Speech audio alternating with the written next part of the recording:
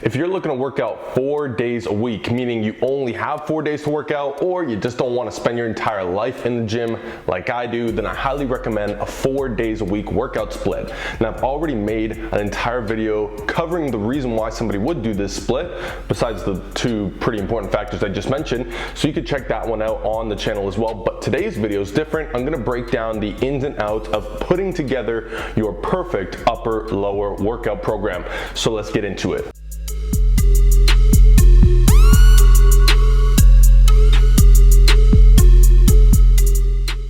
What's going on YouTube? Coach John back again with another banger. For some reason y'all love these workout split videos. So today, upper lower like I mentioned. Don't forget to subscribe if you haven't yet. If you want to get to your goals faster and more enjoyably, whether it be fat loss, muscle gain, both, you know, everything in between, except not really much else other than those two. But make sure you subscribe for those reasons, and also follow me on Instagram at John Mango. And I'm gonna link the workout split video right here. You can check that one out, as well as other splits, because I'm making this video on 4 days a week, but doesn't mean you have to do 4 days a week. Maybe you've only got 3 days. Maybe you should be doing 3 days because you're a beginner. Maybe you should be doing a push-pull legs. It all comes down to preference, schedule, and all those things. So I would definitely figure out if a push-pull or an upper-lower or a full body is best for you, and then watch the according video like this one to break down how to build it. All right, we're gonna go ahead and get started. The first thing you gotta do is you gotta pick the days you're gonna work out. Now, like I mentioned, if you're in the camp of somebody who doesn't really have a choice, then don't sweat it. You see, I feel like people overthink this whole workout split stuff. They think, well, what if I rest 1 day in between? Is that enough? Or some people would say, if I rest 1 day in between, is that too much? Like, it's overthinking. We're looking from a week to week perspective here. So let's say you've got 4 days and they're all back to back, Monday, Tuesday, Wednesday, Thursday, and those are the only available days you have to work out. Listen, I got clients running that shit.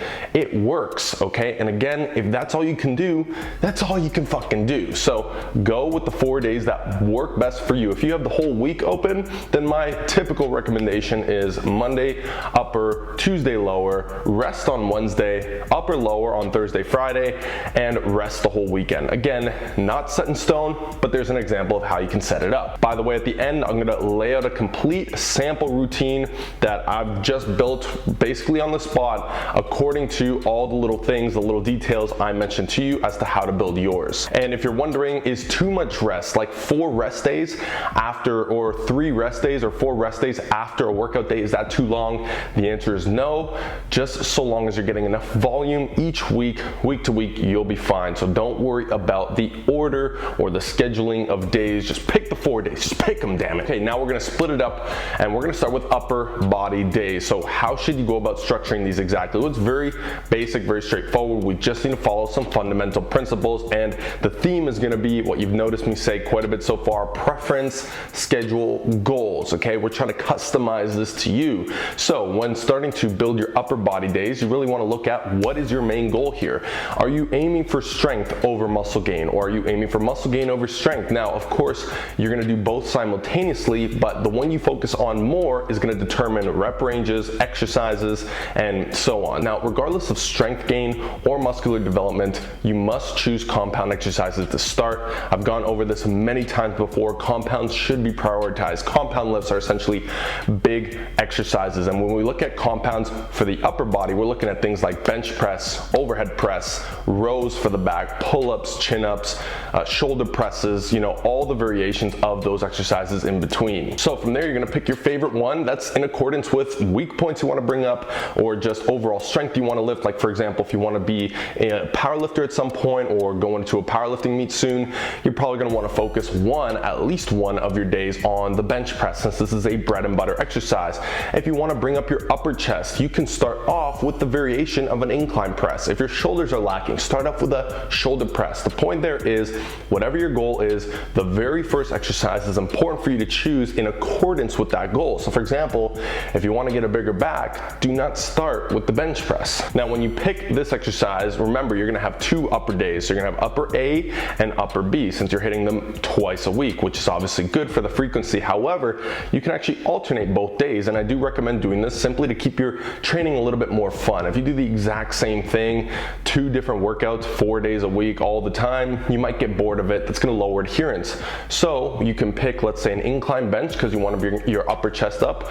So that will be on upper day 1 to start, and then on upper day B, maybe you really want to focus on your mid upper back as well. So you're gonna start off with a row in that case. Now, a generally cool idea that I also recommend for most people, the general population, unless you really have a weak point that you're trying to bring up, is to pair back-to-back exercises with opposing muscle groups. So what do I mean by that is, let's say you started off with the bench press. Okay, you're gonna hear me use that example a lot. You're starting off with the bench press on upper A. You might want to go to an opposing muscle group movement after that. So bench press opposite would be, let's say, a barbell row, a chest supported row of some sort. From there, let's say you go into a shoulder press, which is a vertical push.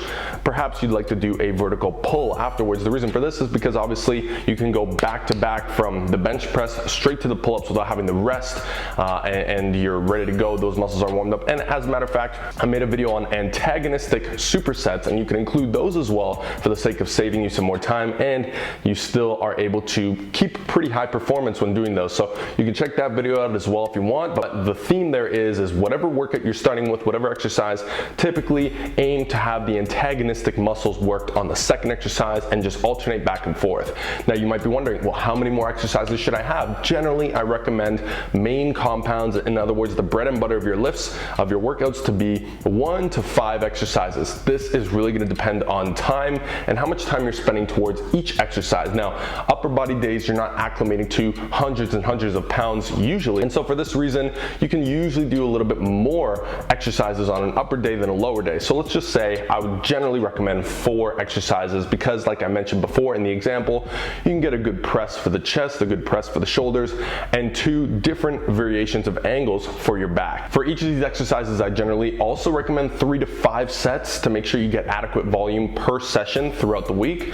And generally, you also want the higher sets to be front loaded at the beginning of the workout. As you progress through each compound, you might drop a set. So 5 sets of bench, 4 sets of rows, 3 sets of, shoulder press, 2 sets of lat pull down, for example. Okay, I might be making this a very generic here, but it's just to illustrate, paint the picture of how simple it can be to adjust accordingly to your goals. Now, if you're prioritizing muscle gain, you want at least 3/4 of your entire workout's volume to be done somewhere in the 6 to 12 rep range, as it's been found that this is likely the best for muscle growth. If you're looking for more strength, you're gonna be working between the 1 to 5 and generally 3 to 6 rep ranges. So let's say 1 to 6 rep range for 3/4 of your workout. Generally, the 3 to 6 rep range would be ideal. Singles and working up with sets of 1 with very heavy weights could take a very long time, which would be counterintuitive considering all the other points I mentioned. Now, to finish off the workout, I always suggest just picking 1 to 2 isolation exercises. Again, that's really just going to focus on, you can have them as accessories to improve your other main lifts that you're trying to work on, or you can just throw in fun exercises that maybe you're going to build certain body parts that you want. Okay, you can imagine what my isolations are, as you can probably see them all the time. You can also include core exercises in this as well, and a lot of people always wonder about core when it comes to workouts. Look, you can do core on workout days. At the end of them, you can warm up with them, as I've recently posted a warm-up video of mine. You can also just do them on off days. You can do some daily core work. It's really up to you. If you want, you can dedicate one of these isolation exercises strictly to the core. Other than that, 2 to 3 sets for each isolation. Again, it could be something like a lateral raise and a face pull, or a lateral raise and a dumbbell curl, or a tricep push down and a crunch, something along those lines. Okay, lower body days now. We've got the uppers pretty much settled, I hope. And lower body days, all the same concept. Just keep in mind, instead of 3 to 5 main exercises, I would generally say you need 2 to 4 main exercises, because again, those 2 first exercises, if they happen to be like a squat and a deadlift, simply acclimating to that weight can take a very long time. Trust trust me, a lot of my leg workouts end up suffering in terms of how much volume I can cram in at the end because I used up so much time on those two main compounds. Now, how I would go about setting up your lower body days, again, you can repeat the same exercise to start off both days, or you can switch it up. It's up to you. I like to do a variation of the starting exercise on both. So a back squat on day one, and you don't have to start with a squat. You can start with a deadlift, whichever side of the lower body you want to work on most, whichever lift you want to bring up the fastest. You can start with a deadlift, a hip thrust, a squat. Let's say you start with a squat, and then the second day you could start with a variation of the squat, like a front squat instead. Same thing with deadlift. Now, after the front squat, I do like doing the same thing as with the upper body days, where you're doing opposing muscle groups. So squat to deadlift variant, back to quad, back to hamstring dominant. So, and again, since a lot of these big leg compounds actually involve all of the leg musculature, like for example, lunges are a great compound because they're really hitting all of the legs, the glutes, everything in there. So a great example of a lower body day to fit between 2 to 4 exercises is 3 solid compounds like a squat, a deadlift, and a lunge. Those are gonna destroy your legs if done properly and if you overload over time, which is of course how you build muscle over time as well. And also I do recommend 1 to 2 accessories at the end. Of course, these accessories generally you want to make them lower body wise, like calves, if people actually do those. Maybe some core, some planks, something that's going to help you with those big massive compounds. Maybe some sort of a ham curl or a leg extension as well. All of those work. Reps, sets, all of that does generally apply here as well for those main massive compounds on the lower body like the deadlift and the squat. I don't generally recommend going higher than 6 reps because those exercises are so taxing on the body that you generally want to use them for overall strength, and muscle gain will follow given that your nutrition and that the rest of the volume in your workout is done accordingly. All right, so with that said, let's go through a quick basic upper lower body workout that is gonna follow these guidelines, okay? And again, make sure to follow and check out the other splits that I have on the channel in case you're unsure of whether or not you should do this one or another one, because I got plenty of videos on that. So let's go ahead and get started. On upper day A, I decided to start with a bench press. I'm gonna be doing 5 sets of 5 reps, okay? So I'm really aiming for strength on the bench press in this case.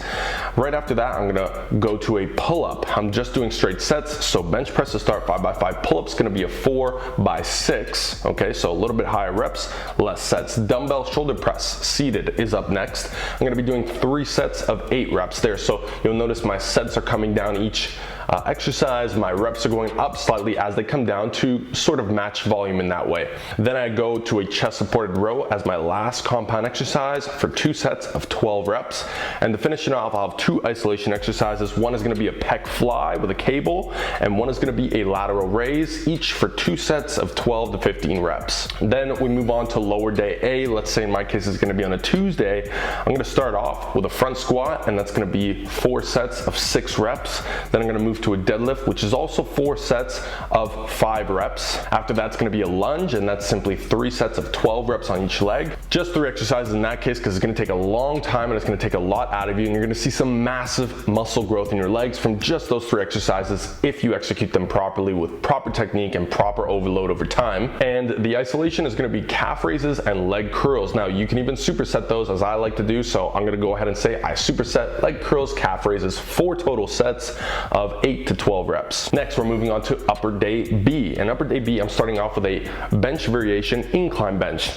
Like I said, I want to bring up the chest. From there, I go to a lat pull down incline bench, 4 sets of 8 reps lat pull down. So this could be considered more of a hypertrophy day. Lat pull down is going to be 3 sets of 12 reps. Chest press machine, so again more chest, not so much anterior delts from pressing, because you're already getting them as you do chest presses. So chest press machine, we're going to do 2 sets of 10 reps, and a barbell row, which is going to be 3 sets of 8 reps. And from there, my isolation is a face pull, okay? And work some more of those rear delts, open up the shoulders, as well as a tricep push down, each 2 sets, 12 reps. And my lower day B is going to start off with a hip thrust, heavy heavy hip thrust, 4 sets of 6 reps there, then a stiff legged deadlift, and that's gonna be 3 sets of 10 to 12. Then I've got a leg press, some more quad dominant stuff, that's gonna be higher reps, 3 sets of 15 to 20 reps, and then my isolation for that is some back extensions and as well as some leg extensions. And I've decided on this split that I'm gonna be hitting abs every upper body day for 10 minutes post workout. So I'm assuming that I'll have enough time to do that. That's all been factored in.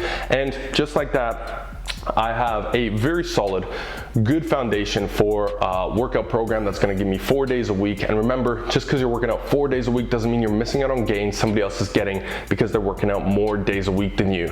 Remember, rest is very important, so don't neglect the nutrition, don't neglect the sleep, don't neglect the water intake, don't neglect the stretching, okay? I also got some videos on that in the channel, and that is how you build a sick 4 days a week split. In fact, I like that split so much, I might have to start doing it myself. At least I would if I wasn't so damn addicted to this gym. Seriously, that might be a downfall for me. Anyways, guys, that's all for the video. I hope you enjoyed it. I hope you learned from it. If you did, hit that like button. If you want to get roasted, hit the dislike and I'm coming at you.